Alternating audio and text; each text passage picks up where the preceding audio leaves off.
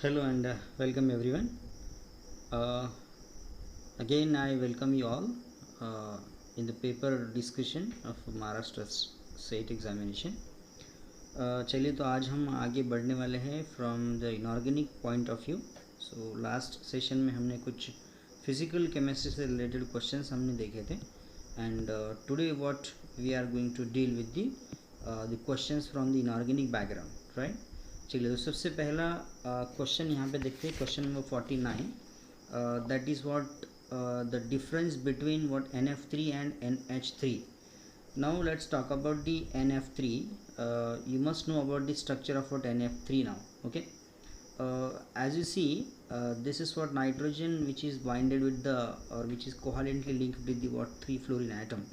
Okay. So similarly आपका NF3 जो रहेगा, okay, both are what the trigonal, both are what the sp3 hybridization and in generally 109 angle होता है sp3 का. So NF3 and what NH3 now. Okay, ये दो example आपको difference निकालना है. सो अगर हम बात करेंगे सबसे पहले, सो NF3 का जो बॉन्ड एंगल होता है वो होता है around 102. So the angle between what the two fluorine atom with respect to the nitrogen ये होता है कितना 102 डिग्री, वाइल अमोनिया का होता है 107. Okay, so because of what the lone pair present on the nitrogen. अब यहाँ पे बॉन्ड एंगल कम होने का जो रीज़न है वो फ्लोरीन एटम है. ओके, और बॉन्ड डिस्टेंस अगर हम बात करेंगे, सो NH के केस में बॉन्ड डिस्टेंस आपका होता है 101. ओके, मीन्स अगर आप NH की अगर हम बात करेंगे, NH डिस्टेंस की अगर हम बात करेंगे in ammonia, it is 101.7 picometer, लगभग इतना होता है. और अगर हम NF की अगर हम बात करेंगे, सो ये डिस्टेंस आपका बढ़ेगा. So because fluorine is more electronegative, so 137 picometer आपका यहाँ पर होता है. अब देखिए बॉन्ड एंगल NF3 का कम है और NH3 का ज़्यादा है. सो इस हिसाब से NF3 has higher bond angle, ये तो गलत होगा आपका. ओके, उसके बाद NF3 has higher bond angle, ये भी दूसरा गलत हो गया आपका.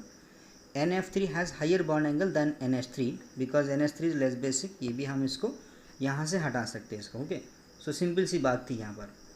नाउ जो लास्ट ऑप्शन है आपका डी है, that is NH3 is higher bond angle. Obvious बात है 107 आपका मिल रहा है compare to what the NF3, और due to what the electronegativity effect of what the fluorine atom, so जो लोन पेयर रहेंगे उनकी इलेक्ट्रॉन डेंसिटी आपकी फ्लोरीन की तरफ जाएगी. और यहाँ पर आपका लोन पेयर अवेलेबल है डोनेशन के लिए, या फिर आप प्रोटॉन एब्स्ट्रैक्ट कर सकते हैं. सो हम ये बता सकते हैं कि NH3 का बॉन्ड एंगल ज़्यादा है compare to what NF3. Okay, so NF3 का बॉन्ड एंगल, ठीक है, कितना है 102 है, और NH3 का कितना है 107, और NF3 is less basic than the ammonia, so ammonia is more basic. So your option D is the correct particularly from the question number 49. Okay, so इस तरह से आपको देखो एक सिंपल सा इनऑर्गेनिक का क्वेश्चन यहाँ पर आपको पूछा गया था, वो उसका आपका सवाल ये रहेगा. Now let's talk about the compound. X और वाई आपको आइडेंटिफाई करना है. सबसे पहले तो देखते हैं LDA का काम क्या होता है, प्रोटॉन को अब्स्ट्रैक्ट करना होता है, right. So LDA is responsible to take the proton now. Okay, so इस हिसाब से अगर आप इसका आंसर आप निकालोगे. और नेक्स्ट रीजन आपको क्या दिया हुआ है, DCM दिया है और मिथिल लिथियम दिया है, राइट. मिथिल लिथियम दिया है. सो प्रोबेबली देखो यहाँ पर क्या होता है कि LDA एक एसिडिक प्रोटॉन निकालेगा, और मिथिल लिथियम जो है ये as a one can say as a nucleophilic reagent भी बोल सकते हैं, या फिर उसको एज ए बेस भी हम उसको कंसिडर कर सकते हैं. So might the structure converts into what the aromatic one. Okay, ये उसका हो सकता है प्रोबेबली. यहाँ पर पहले डीप्रोटोनेशन होगा by using LDA because it is non nucleophilic base, और दूसरा वाला जो रहेगा वो भी आपका सिमिलरली वो काम कर रहा है, राइट. चलिए, now let's move on to the next question, that is the oxy acids of sulphur having direct SS bond. अब यहाँ पर SS बॉन्ड आपको आइडेंटिफाई करना है या फाइंड आउट करना है. सो जनरली ऑक्सी एसिड किसको कहा जाता है, oxy acid means the hydroxy acids of for the sulphur now. Okay, यानी कि OH कंटेनिंग सल्फर ग्रुप्स को हम जनरली हाइड्रोक्सी ऑक्सी एसिड्स कहते हैं, ठीक है, या फिर ऑक्सीजन कंटेनिंग सल्फर. अब यहाँ पर आपको जो ऑप्शन है मैं आपको डायरेक्टली बताता हूँ, एसएस बॉन्ड होता है सबसे पहले H2S2O3 में, राइट, इसमें एक एसएस बॉन्ड होगा आपका, राइट। देन डाइथायोनिक एसिड है यानी कि H2S2O4, ये भी आपका होगा, और एक है आपका डाइसल्फ्यूरिक एसिड यानी कि H2S2O5 है, दिया है कि आपको इसमें इसमें आपको नहीं दिया है, ठीक है। एंड लास्टली है आपका डाइथायोनिक एसिड, दैट इज H2S2O6। मतलब इन तीनों में भी आपका जो रहेगा डायरेक्ट सल्फर बॉन्ड आपको देखने को मिलेगा। वो ये जो क्वेश्चंस होते हैं ना, ये बहुत ही सिंपल क्वेश्चंस हैं, आप एनसीईआरटी का किताब भी लेकर आप उसमें से फाइंड आउट कर सकते थे। ओके, नेक्स्ट क्वेश्चन पे आते हैं। पॉइंट ग्रुप यानी कि आपका सिमेट्री से क्वेश्चन आपका पूछा गया है। Point group of the cisplatin है ये। सिस प्लाटिन का मतलब होता है दोनों साइड से आपका, it is a square planar complex, so 2 Cl are on the same side and 2 ammonia are on the same side.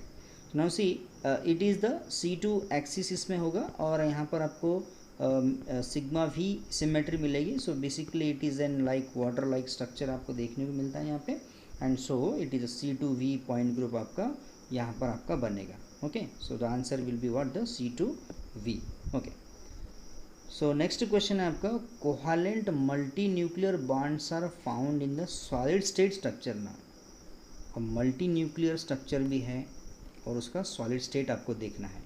सो यहाँ पर देखो दो ऑप्शन लगभग सेम आते हैं। एक तो मिथिल लिथियम का भी स्ट्रक्चर आपका सॉलिड स्टेट में अगर आप देखोगे तो आपको मल्टी न्यूक्लियर मिलेगा, और दूसरा होता है हेक्सामिथिल टंगस्टन। ओके, ये दोनों basically the answer is what, the C. WMA6 is a one can say covalent multi nuclear जो है वो आपका बॉन्ड बनाता है, वहाँ पे मल्टी न्यूक्लियर बॉन्ड होते हैं उसके अंदर, और सॉलिड स्टेट में देखा जाता है। But sometime methyl lithium also showing the same structure ना।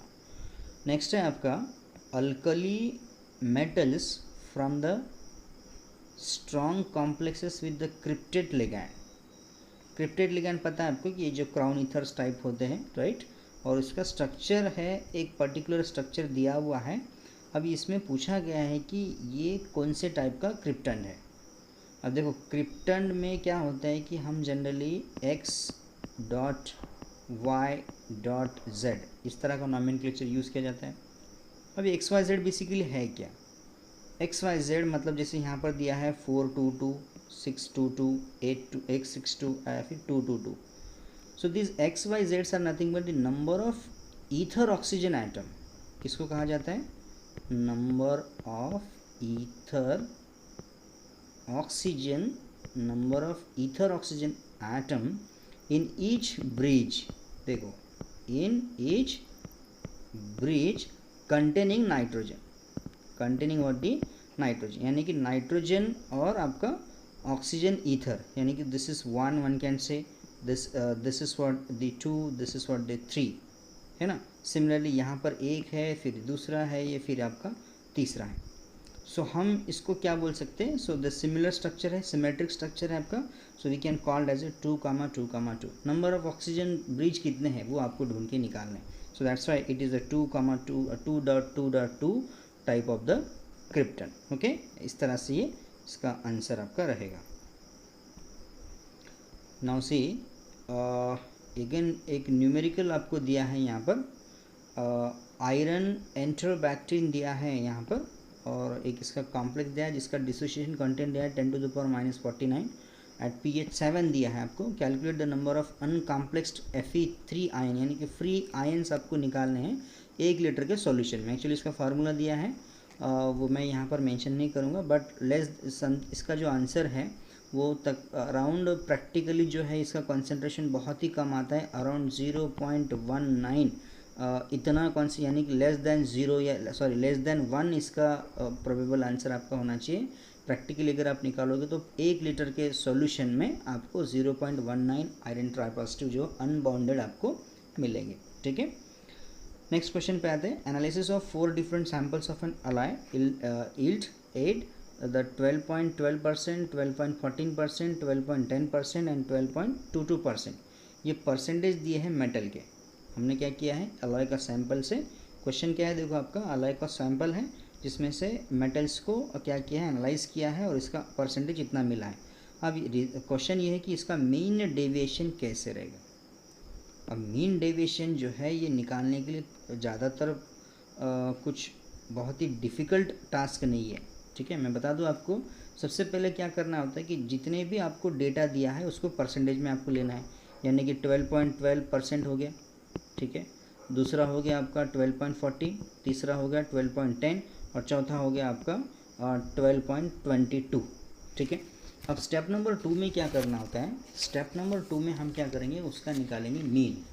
क्या निकालेंगे उसका मीन? कैसे निकालते हैं मीन का? बहुत ही सिंपल फार्मूला है, आपने शायद बहुत टाइम यूज़ भी किया होगा। मीन निकालने के लिए हमको क्या करना होता है, 12.12 प्लस 12.14 प्लस 12.10 प्लस जितने नंबर्स आपको परसेंटेज में दिए उनका सबका सम करना है और डिवाइड बाय कितने से करना पड़ेगा, 4 से। स्टेप 2 कहा जाता है इसको। जब आप इसको डिवाइड बाय 4 से करोगे तो आपका आंसर लगभग आएगा 12.40। कितना आ गया, 12.45। ये आपका हो गया मीन। अब क्या करना होता है कि 12.45 जो है ये नंबर जो है आपको सब में से रिड्यूस करना है। तीसरी स्टेप क्या बताती है हमारी, the third step is to reduced, यानी कि रिड्यूस को बेसिकली क्या बोलते हैं अपन, एब्सोल्यूट डेविएशन निकालना है आपको। यानी कि 12.12 में से 12.45, 12.14 में से 12.45 और 12.12 में से फिर 12, ऐसा सब में से आपको 12.45 से आपको एक्सट्रैक्ट करना है और उसका लगभग आंसर आएगा 0.005। कितना आएगा आपका आंसर, 0.005, ठीक है ना। अब देखो हर एक का आंसर अपना अपना बनेगा इसके अंदर, मतलब 12.12 में से 12.45 निकालो, एक आंसर आएगा आपका, मान लेते 0.025 आ गया। फिर आप दूसरा क्या करोगे, 12.14 से 12.45 निकालोगे, उसका आंसर कितना आएगा, 0.005 आएगा। फिर 12.10 में से 12.45 निकालोगे तो 0.045 आएगा और फिर लास्ट में 12.22 से 12.45 तो इसका आएगा 0.075। जितने नंबर्स आपको मिलते हैं ना उन सबको आपको मीन करना है। अगेन मीन करके डिवाइड बाय 4 करना है तो 0.0375% इतना आपका मीन डेविएशन आपका आएगा। ओके, इतना सिंपल सा सरल क्वेश्चन आपको एनालिटिकल केमिस्ट्री के बैकग्राउंड से आपको पूछा गया था। चलिए नेक्स्ट आगे बढ़ते हैं। The set containing all linear polyhalogen atom. सबसे पहले तो सवाल ये आता है कि व्हाट इज़ लीनियर पॉलीहैलोजन, मतलब ऐसा कोई कंपाउंड है जिसमें सारे हैलोजन ही होने चाहिए, ठीक है, जिसको इंटर हैलोजन कंपाउंड भी कहा जाता है। I3- का स्ट्रक्चर आपको पता होगा, I3- का स्ट्रक्चर जो है वो लीनियर जाता है ऐसा। Okay, this is what I3-, this is iodine and there are 3 lone pairs are there now, so it is a trigonal bipyramid। Cl3- का स्ट्रक्चर अगर आप निकालोगे तो Cl3 भी इस तरह से आएगा आपका, ClCl and BrCl2 also the same. So यानी कि ये एग्जांपल आपका इस क्वेश्चन के लिए बराबर रहेगा। सो ये तीनों ऐसे हैं जिनका सबका लीनियर ज्योमेट्री आपकी रहेगी। ओके, चलिए आगे बढ़ते हैं। न्यूक्लियर केमिस्ट्री के हिसाब से क्वेश्चन है आपका 229 thorium belongs to which series now, which decay series one can. तो एक्चुअली ये एक्टिनियम सीरीज का होता है थोरियम, आपको पता होगा एक्टिनियम के बाद थोरियम आपका होता है, but this belong to the neptunium decay series now. कहाँ जाता है ये 229 TH is belong to neptunium decay series now. Okay, ये उसका आंसर सही आंसर रहा। नाउ क्वेश्चन नंबर 50 की तरफ आते हैं। एक पर्टिकुलर मेटल है जिसका इलेक्ट्रॉनिक कॉन्फ़िगरेशन दिया है Np1NF1। क्या दिया है, देखो Np1 और दिया है NF1। The number of microstate possible in an isolated गैसीय state for this metal. Now similar सी बात है, पॉसिबल माइक्रोस्टेट का मतलब क्या होता है, पॉसिबल ओरिएंटेशन आपको निकालना है, कितने बार आप इलेक्ट्रॉन को उस ओरिएंट कर सकते हैं। अब मैंने निकाला है, ये हो गया Np1 1 2 3 4 5 6 और ये यहाँ पर। अब देखो यहाँ पर एक इलेक्ट्रॉन जो है P में, तो हम इसको 6 टाइम्स हम इसको क्या कर सकते हैं, ओरिएंट कर सकते हैं। और यहाँ जो इलेक्ट्रॉन है इसको हम 14 टाइम कर सकते हैं। कितने बार कर सकते हैं अपन, 14 टाइम, यानी कि 6 × 14 अगर हम करेंगे तो आपका अराउंड 84 माइक्रोस्टेट्स जो है इसके पॉसिबल हो सकते हैं। अभी यहाँ पर फार्मूला वगैरह निकालने की ज़रूरत नहीं, बट सिंपल तरीका इसका निकालने का ये है उसका, ठीक है। चलिए आगे बढ़ते हैं। If the valence shell electron configuration of vanadium, किसके बारे में पूछ रहे हैं हम इसमें, वैनेडियम का दिया है 3d3 4s2 और यूरेनियम का दिया है 5f3 6d1 7s2 दिया हुआ। Then both vanadium oxides and uranium oxide will have, देखो दोनों में ऑक्सीडेशन नंबर सब में अलग अलग है, इसका मतलब डी इलेक्ट्रॉन तो सेम नहीं रह सकते, ठीक है, डी इलेक्ट्रॉन सेम होंगे क्या, नहीं, ओके। और हाँ, इसका स्ट्रक्चर भले ही सेम होगा, दोनों का स्ट्रक्चर लीनियर होगा, no problem at all. So but एक प्रॉब्लम यहाँ पर है कि ऑक्सीडेशन स्टेट सबके अलग अलग रहेंगे, यानी कि इस वजह से इसमें सेम डी इलेक्ट्रॉन नहीं हो सकते, ओके। सो दैट मीन्स हम यहाँ पर एक गेस कर सकते हैं कि इनका ऑक्सीडेशन नंबर डिफरेंट है, तो डी इलेक्ट्रॉन भी अलग अलग रहेंगे। क्योंकि अगर आप वैनेडियम का ऑक्सीडेशन नंबर से आप निकालोगे बाहर इसको, तो इसमें D1 बनेगा, और यहाँ पर निकालोगे तो इसमें अलग कॉन्फ़िगरेशन आएगा। सो कॉन्फ़िगरेशन अलग है, मतलब ऑक्सीडेशन स्टेट अलग है इसकी, और इनका शेप जो रहेगा वो लीनियर ही दोनों का है, ओके। चलिए आगे बढ़ते हैं।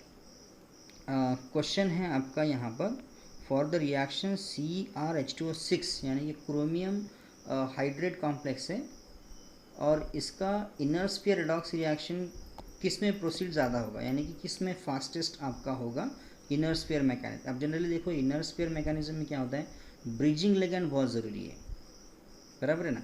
अब ये CrH2O6 एक कॉम्प्लेक्स रहा, दूसरा इनमें से कोई एक आपको लेना है। सो इनमें से आपको ढूंढना पड़ेगा कि जो ब्रिजिंग लिगैंड वो कौन होते हैं, कौन होते हैं ब्रिजिंग लिगैंड, या तो हाइड्रोजन होते हैं Cl-, Br-, ओके। देन आपका कौन होगा, आपका SCN-। ये वो लिगैंड होते हैं जो ब्रिजिंग का काम करते हैं, जो मीडियम क्रिएट वहाँ पे करते हैं, और जिसकी वजह से आप आसानी से जो है इलेक्ट्रॉन ट्रांसफ़र आपका होता है, राइट। सो यानी कि इलेक्ट्रॉन ट्रांसफ़र फेनामेना जो है, यानी कि इनर स्फीयर मैकेनिज्म जो है, इस क्रोमियम एक्वा कॉम्प्लेक्स के साथ में एक ऐसा आपको लेना पड़ेगा जिसमें आपका लिगैंड क्या हो, क्लोरीन, ब्रोमीन, थायोसाइनेट वगैरह, ठीक है, आयोडीन, आप ये ले सकते हैं। So that can makes the SCN also, that can makes the medium, okay. चलिए आगे बढ़ते हैं।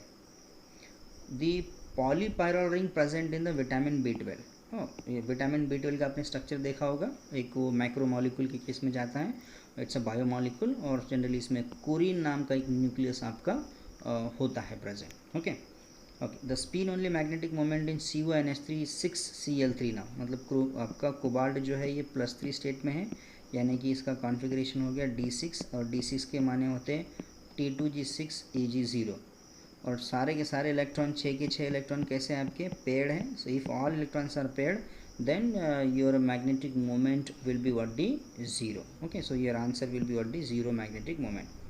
चलिए नेक्स्ट की तरफ आते हैं। आपने नाम सुना होगा कुर्नाकोव टेस्ट। ये जो टेस्ट होती है बेसिकली ये सिस या ट्रांस प्लैटिनियम है, उसको चेक करने के लिए हम ये टेस्ट परफॉर्म करते हैं। अगर आपके पास सिस कॉम्प्लेक्स होगा, सिस होगा आपके पास कॉम्प्लेक्स, तो सारे के सारे जो लिगैंड रहेंगे वो आपके रिप्लेस हो जाएंगे थायोरिया से। इसमें सिस वाला जो कॉम्प्लेक्स रहेगा वो क्या बनेगा यहाँ पर, सिस के केस में सारे के सारे आपके क्या लगेंगे, थायोरिया लग जाएंगे। But in case of the trans only what the 2 Cls are going to be replaced by what the thiourea now. So यानी कि आपको ट्रांस कंपाउंड ही आपको फाइनल में मिलेगा, क्योंकि आपको ट्रांस कंपाउंड के बारे में पूछा है। सिस्प्लैटिन क्या दे रहा है आपको, ये दे रहा है ऑल दी लिगैंड्स, यानी कि आपका कंप्लीट सब्स्टिट्यूशन आपका होगा सिस केस में, बट ट्रांस केस में आपका सिर्फ 2 ही लिगैंड आपके निकलेंगे, Cl निकल जाएंगे, और ट्रांस एज इट इज़ आपको मिलेगा वहाँ पे, ओके।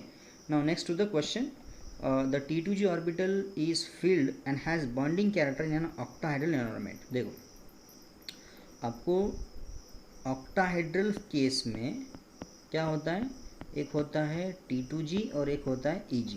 अभी T2G कैसा है, T2G है आपका फील्ड, और क्या बोला है इसको, वो बॉन्डिंग कैरेक्टर में पार्टिसिपेट कर रहा है।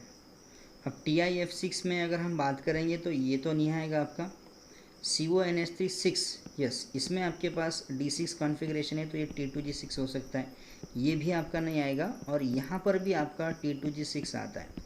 देखो क्वेश्चन ये है कि आपके पास B और D ये दोनों आंसर आपके सही हो जाएंगे, लेकिन T2G6 इन कोबाल्ट कॉम्प्लेक्स जो आपका बॉन्डिंग में नहीं होता है, राइट, ये बॉन्डिंग में आपका नहीं होता है, और बट T2G फील्ड है यहाँ पर, ये वाला आपका जो है ये बॉन्डिंग में आपका रहेगा, तो इसलिए इसका जो आंसर है वो D वाला आपका आंसर रहेगा इस केस में, ठीक है। और रेडिकल, नेक्स्ट क्वेश्चन की तरफ आते हैं। Radical containing 2 equivalent proton shows a 3 lines in EPR spectrum with the intensity of 1:2:1। The spectral lines are observe at 3302 gauss, 3325 gauss, 3348 gauss ना। अब हाइपरफाइन कांस्टेंट कैसे निकालना है आपको, राइट? हाइपरफाइन कांस्टेंट जो है सिंपल सा डिफरेंस लेके निकालते हैं, उसका आंसर आपका आता है 23 गॉस। नेक्स्ट क्वेश्चन की तरफ आते हैं। The metal ions that are commonly present in the active sites of hydrolytic enzyme, यानी कि हाइड्रोलिसिस करने के लिए क्या क्या होता है। एक तो सबसे पहले हम यूज़ करते हैं जिंक डाइपॉजिटिव, दूसरा होता है मैग्नीशियम डाइपॉजिटिव, तीसरा होता है calcium dipositive and sometime iron tri और डाई पॉजिटिव ऑल्सो रिस्पॉन्सिबल। पहले तीन जो होते हैं ये वाकई में हाइड्रोलिसिस का काम करते हैं, इसलिए आपका जो आंसर रहेगा वो जिंक, मैग्नीशियम और आपका कैल्शियम, ये आपका वहाँ पर आंसर था। नेक्स्ट इफेक्टिव मैग्नेटिक मोमेंट है आपका म्यू, आपको निकालना है। म्यू इज इक्वल टू आपको पता है, म्यू इफेक्टिव मतलब क्या होता है, n into N plus two. So यहाँ पर टिटेनियम कितना दिया है, +2 दिया है। अब टिटेनियम +2 मतलब हो गया D2 कॉन्फ़िगरेशन, और D2 कॉन्फ़िगरेशन के हिसाब से आपका जो आंसर आएगा, यानी कि n की वैल्यू कितनी हो जाएगी 2। सो √2 इंटू 2 + 2, सो ये कितना आएगा आपका √8, और √8 मतलब होता है 2.80 bore magnetron. Okay, so like इस तरह से उसको अपन सॉल्व कर सकते थे। चलिए नेक्स्ट की तरफ आते हैं। Correct statement regarding the electronic transition of F block elements ना। एफ ब्लॉक एलिमेंट्स में किस तरह से ट्रांजिशन होता है वो देखना है। F transitions are broad, there is a large DF orbital mixing, the transitions are Laporte allowed, okay, and there is a little coupling of electronic transition with the molecule. Yes exactly, आपका यहाँ पर जो है coupling आपका होगा, okay, और जिसकी वजह से देखो FF transition sharp, DF orbital mixing होता नहीं है, ट्रांजिशंस लैपोट फॉरबिडन होते वो, but the last one is the correct one, जो कि आप देख सकते हैं यहाँ पे कपलिंग होगा इलेक्ट्रॉनिक ट्रांजिशंस का and with their molecular vibrations का। अब ये क्वेश्चन जो है थोड़ा सा एक आपको बैंड गैप दिए हैं, सेमीकंडक्टर्स दिए हैं क्रिस्टलाइन मटेरियल में, और इसमें आपको PQR आपको बताना है। देखो क्या होता है, P जो है ना वो इंट्रिंसिक कंडक्टर है। आपको जहाँ जहाँ ऑप्शन दिखता है इंट्रिंसिक कंडक्टर का वो बिल्कुल सही है। सो A is correct, D is correct. R जो है वो N टाइप सेमीकंडक्टर है, और R यहाँ पर दिया है N टाइप, यानी अब Q में थोड़ा सा सवाल ये आता है कि Q जो है ना वो इंसुलेटर है। As per the figure Q is a insulator, यहाँ पर कहीं मेंशन नहीं किया है, सो प्रोबेबली आपका आंसर जो है वो A हो सकता है इसके अंदर, right. And the last question from the inorganic family, the number of signals exhibited by fluoro, actually it is an inorganic question. Fluoro acetone है आपके पास, फ्लोरो एसीटोन आपको सबको पता होगा, यहाँ पर आपको फ्लोरीन दिया है and this is what CH3 now. Number of signals पूछे हैं आपको, सिग्नल्स ऑब्वियस बात है कि this is what A signal and यहाँ पर आपको B मिल रहा है, ठीक है ना, दो सिग्नल्स आपको मिलेंगे, लेकिन A के नेबर में कोई नहीं है, तो इसका मतलब A will be called as a singlet, but B के नेबर में एक फ्लोरीन की कपलिंग हो सकती है, so it converts into a doublet. So इस तरह से आपको दो सिग्नल्स मिलेंगे, ओके, एक डबलेट होगा और एक आपका सिंगलेट होगा उस केस में, ओके, गॉट इट। चलिए ऑर्गेनिक के लिए हम सेपरेट उसका वो लेने वाले हैं, so don't worry about that. Okay 73 का आप देख सकते हैं यहाँ पे, ये तो सिंपल सा क्वेश्चन था आपका, सिर्फ डबल बॉन्ड आपका रिड्यूस हुआ है, सो इसके लिए हम विल्किंसन कैटलिस्ट प्रेफरेंशियली यूज़ करते हैं, बिकॉज ये हिंडर्ड पोजीशन के पास यूजुअली काम करता है, इसलिए वो एक रिएजेंट बेस्ट रिएजेंट रहेगा। नेक्स्ट है आपका what is the major product we is isolated from the following reaction. So it is the thermal reaction ना। अब थर्मल में बहुत सारे पॉसिबिलिटी होते हैं, एक तो ये पायरोलिटिक एलिमिनेशन की वजह से आपका NMA3 जाता है, NMA3 जो है ना ये बीटा हाइड्रोजन को लेके जाता है। अब इसके बाद दो बीटा हाइड्रोजन है, एक ये वाला भी है एक ये वाला भी है। अगर मान लेते हैं मैं इसको नंबरिंग देता हूँ A और B, A अगर हम निकालते हैं तो तुमको ये वाला मिलेगा, अगर आप B निकालते हो, B वाला अगर आप निकालते हो तो आपको कॉन्जुगेटेड सिस्टम मिलेगा, राइट। यानी कि आपका कॉन्जुगेटेड सिस्टम कैसे रहेगा, कॉन्जुगेट सिस्टम कैसे रहेगा आपका, now you can have this structure, ये मिल गया आपका कॉन्जुगेट स्ट्रक्चर। और आपको पता है ये इज थर्मल रिएक्शन, यानी कि हम इसको पेरिसाइक्लिक में भी लेकर जा सकते हैं, और अगर आप पेरिसाइक्लिक में लेकर जा सकते हैं इसको, तो इसका मतलब प्रोबेबली आपको ये भी तो आप बना सकते हैं यहाँ पे, यानी कि आपका सी आंसर इसका हो सकता है। ठीक है, okay. Now again one question, predict the stereochemical outcome from the following reaction. अब यहाँ पर एक देखो, आपने इवेंट्स अल्काइलेशन नाम का कंसेप्ट आपने सुना होगा। बेसिकली क्या हो गया यहाँ पर, ये थोड़ा सा इस पर मिस्टेक हो गया इधर। सो अगर आप थोड़ा ठीक से देखोगे ना तो आपको समझ में आएगा कि यहाँ पर ऑलरेडी एक किरल सेंटर दिया हुआ है। ठीक है, मान लेते कि ये this is 5 member ring something like that. और अब क्या होगा, बेस आपका जो है ये यहाँ से प्रोटॉन निकालेगा, और ये जो ये दिया है ना आपका, ये यहाँ पर आपका इस तरह से लग जाएगा, लेकिन कहाँ से लगेगा, फ्रंट साइड से। तो आपको इसका नॉमेनक्लेचर निकालना है, और अगर आप उसका नॉमेनक्लेचर आप निकालते हो, so that will be get the R conformation.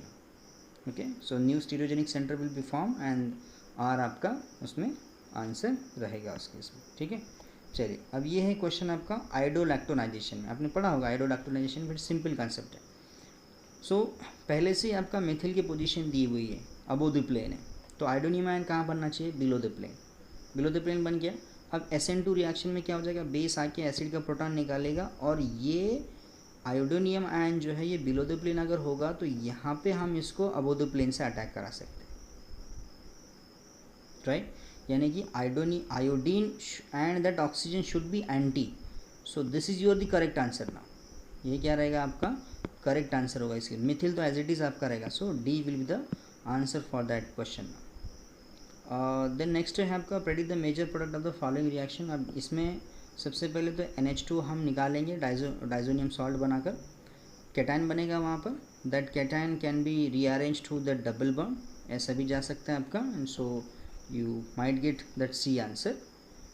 And the last है आपका major product of the following reaction. अब H2PDC जो है ये रिड्यूसिंग एजेंट है, यानी कि हम दोनों डबल बॉन्ड को रिड्यूस करा के आपका यहाँ पर ये बना सकते हैं। ओके, सो ये कुछ सवाल थे from the inorganic and plus some from the organic background. Okay, कुछ रिमेनिंग बचे हुए हैं, so we will be solve in the next session. So if you any kind of what the you find any reference, okay, अगर मैंने इसमें कुछ 1-2 questions बताए होंगे तो आप उसमें कमेंट में मुझे बता सकते हैं। Okay, thank you.